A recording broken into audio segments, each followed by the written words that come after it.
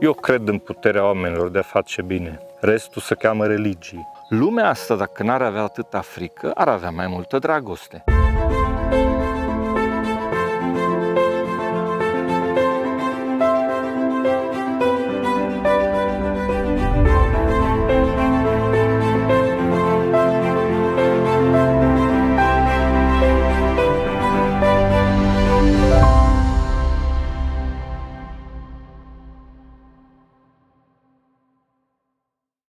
Lucrez cu cai pentru că îmi place și pentru că mi se pare că e o resursă. Am văzut că face bine și pentru noi și pentru cei din jur. Cumva cred că e o resursă care umple un loc gol lăsat odată cu civilizația asta care ne-a dus la oraș și ne-a făcut să uităm de animale, de cai, de cum ne-am scris istoria călare, cum am descoperit atâtea locuri din lumea asta călare. Mi se pare că ne ajută să învățăm despre noi foarte multe lucruri și chiar pentru copiii cu nevoi speciale ajută să descopere o lume mai puțin agresivă decât asta pe care o creăm noi. Copii cu dizabilități neuromotorii, cu tetraplegie, cu Down, cu tot felul. În raportul ăsta cu copiii cu nevoi speciale, nu e ușor.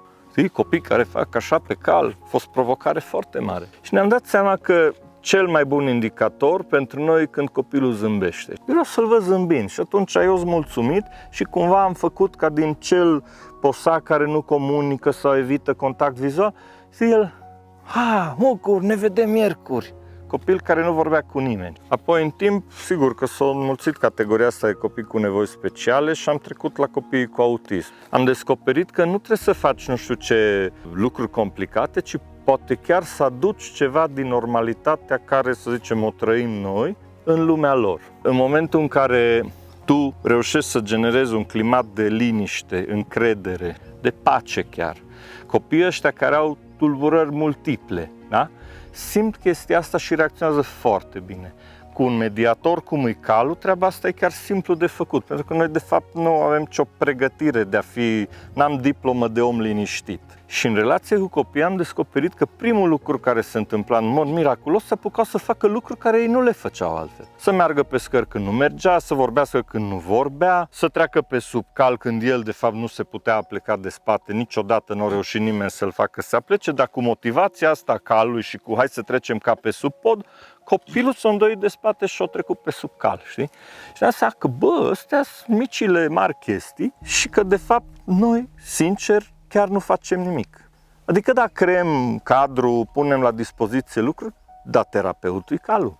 Pentru că prezența lui, ceva din modul ăsta non-agresiv de a se purta și din limbajul ăsta non-verbal, limbaj corporal în care el îți sugerează, știi, vine spre tine, face așa cu capul, știi, într-o încercare de a comunica pe limba lui, știi, el nu vrea să învețe românește, nici nu vrea să scrie versuri. Asta are un rol fantastic asupra copiilor. Îi deschide foarte mult. Copiii ăștia sunt parte din comunitatea noastră de care noi trebuie să ne ocupăm. Cu ce resurse găsim? Asta e o resursă foarte la îndemână. Dar orice altceva facem, mergem și tragem cu arcul cu ei, tocmai pentru că alinierile, coordonările îi ajută. Toate lucrurile astea îi ajută. Tot ce pot să le oferă o perspectivă nouă despre capacitățile lor, pe care majoritatea oamenilor din jurul lor le neagă. Tu nu poți, stai, nu, n-ai voie. Și tu vii și spui, ia, ridică mâinile. Și ridică mâinile pentru că ei să ridice mâinile. Nu se mai gândește în secunda aia că toată lumea să nu ridice, să stea pe, știi? Și își dă seama că poate. Că dacă îi să facem noi ceva în toată povestea asta, că în rest nu facem mare lucru, e că eu vin și îți arăt, bă, e posibil. Tu vii și îmi spui că ți-e frică, eu zic, hai că facem să vezi că nu ți-e frică.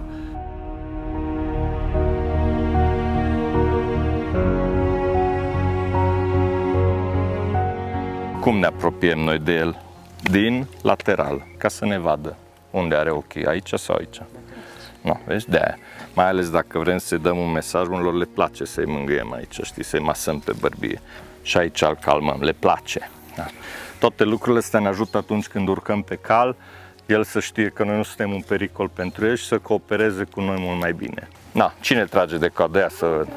Lor li bine, că își destinde coloană, exact cum faci tu, când îți pușcă spatele. Îți pușcă spatele vreodată? Da. No, exact așa e și la el. De foarte mulți ani, cred că mai bine de 20 de ani de când cu copii nu neapărat cu nevoi speciale, facem programe de astea de descoperire a naturii. Adică programe în care pur și simplu îl arunci în natură. Sigur că avem șansa să avem aici pădure SID Natura 2000, frumos cu de toate, cu păsări, cu urme de mistrezi, de căprioare, de iepuri. E plin de viață aici. Și vin copiii ăștia care, din nefericire, n-au familie sau au undeva o familie și îți dai seama că în cazul lor, nu numai că e golul ăsta de rupere de natură, sau e rupere de familie, de oamenii care pentru ei contează.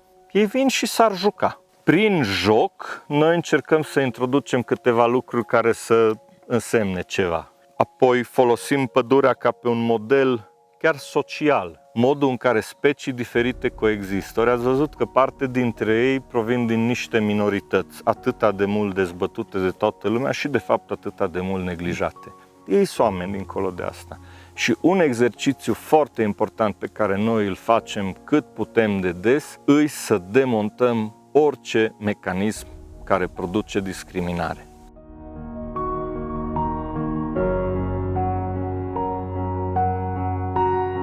Eu cred că legătura asta dintre noi și animale sau cai în cazul ăsta nu poate fi neglijat. E important pentru că ne-am rupt. Foarte mulți oameni s-au rupt de animale, de viața alături de viața în natură, știi? Și un gol ăsta nu poate să rămână așa. Și cumva nevoia asta de experiență directă, să-l atingi, să-l pipăi, da mă Vifor, ce faci, știi? Nouă ne frică să fim sensibili crezând că asta e vulnerabilitate, dar de fapt e o armă. Blândețea e o calitate, nu e un defect. Știi, generozitatea, bunătatea este apanajul unui om puternic și capabil să ofere. Noi ne desenăm bucuria și fericirea în niște feluri foarte ciudate uneori. Viața e așa cum vine. Și cred că asta ar trebui să facă oamenii ca să nu se îmbolnăvească, știi? Să se învețe cu ei, să se accepte pe ei, să se obișnuiască cu ei, ca să fie așa cum ziceau bătrânii, să se împace cu ei. Caii își găsesc fiecare loc cu un grup și fiecare folosește cu ceea ce el are bun. Și asta e un model pentru noi că există opțiunea de a nu fi fals, de a nu fi o făcătură, știi? De a fi tu cel care ești. Cea mai bună variantă a ta, cum zic eu totdeauna, pentru singurul motiv că n-ai alta. Adică e cumva asumarea ceea ce ești.